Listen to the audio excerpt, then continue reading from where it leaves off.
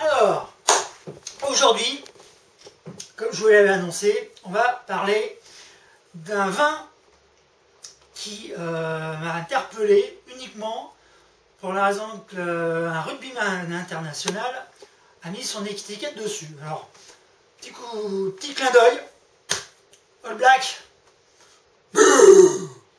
Voilà, puisqu'on va parler un petit peu du rugby en même temps.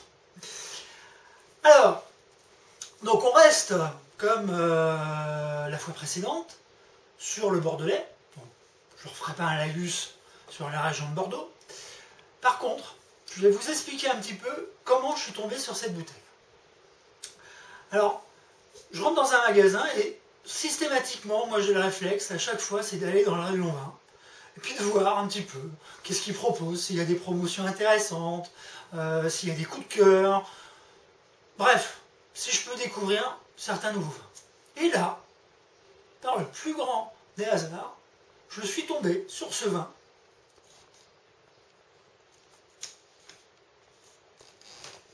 Et en fin de compte, j'ai vu dédicace et Fabien Pelouse, 2006, Bordeaux. Avec, bon, petite médaille d'argent, ça mange pas de pain, mais pourquoi pas. Donc là, en fait, c'est la première bouteille que j'ai. Je ne l'ai pas ouvert, je vous attendais. Eh bien, maintenant qu'on en a un petit peu parlé, alors, quoi dire sur ce vin? On voit Merlot, Cabernet Sauvignon. Je ne connais même pas si c'est une majorité de Merlot, Cabernet Sauvignon. Plus simple, c'est de la déboucher.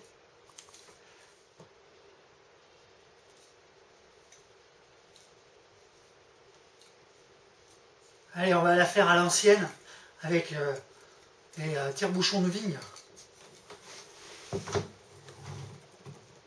Ah, quel son! Alors, bon, pour l'instant,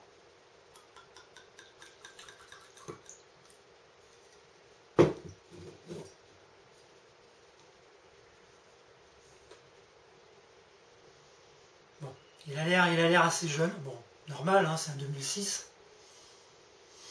Mais intéressant au nez. Bon, la couleur, alors la couleur, comme on peut voir, c'est relativement clair. Il y a une teneur en alcool, ouais, bien. Mais bon, rien de bien puissant. Donc, a priori, à première vue, ce qui est assez logique, c'est pas un vin à conserver. Donc, à boire dans sa jeunesse.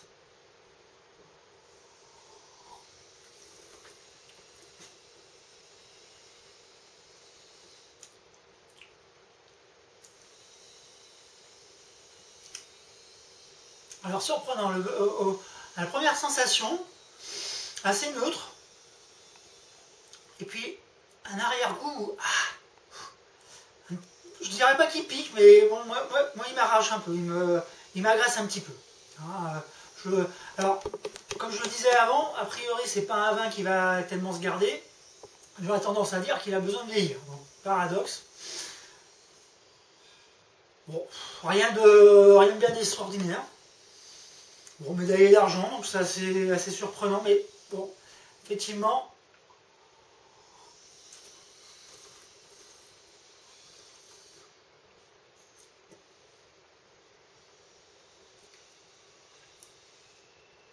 Disons que c'est un petit vin assez frais, mais bon, non.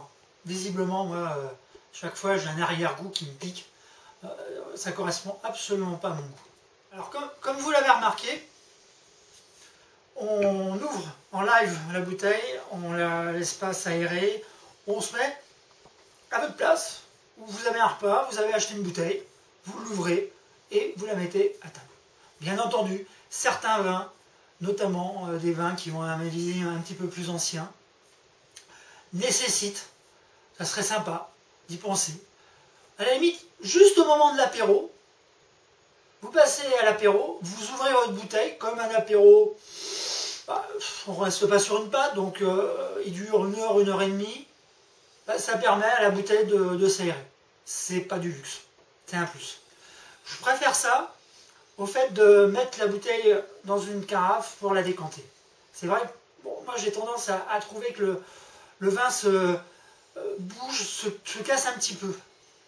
Alors, la carafe à décanter, il m'arrive de l'utiliser, mais uniquement vraiment sur des vins jeunes qui ont besoin d'un seul coup de prendre 2-3 ans. Et comme ils sont jeunes, ils sont moins fragiles que des vins qui ont quelques années déjà et qui finalement ont simplement besoin de s'aérer un petit peu, quoi, leur laisser le temps de s'ouvrir un petit peu, de dire coucou, bonjour, avant de pouvoir être dégusté.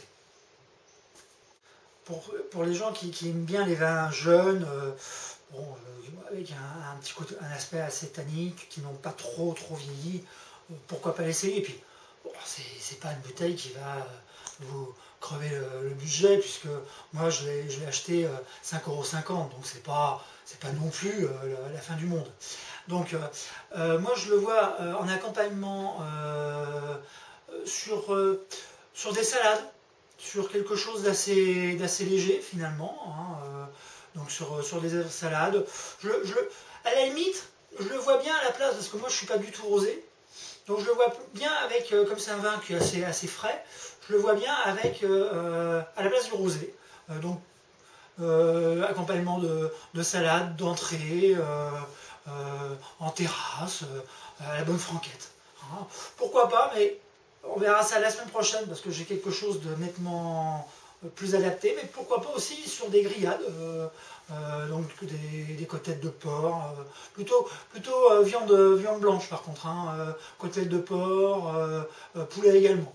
Je vois moins, ou pourquoi pas aussi, tiens, j'ai un flash là, chipot, merguez, hein, qui ne nécessite pas forcément un vin très délicat, très recherché pour s'accompagner, puisqu'on est là à la bonne franquette. Alors, on parle d'alcool, de vin, donc bien entendu à consommer avec modération. Je compte sur vous. Question d'un internaute. Alors, c'est Jean-Marc de Lyon, donc un Lyonnais. Bonjour Jean-Marc. Alors, sa question,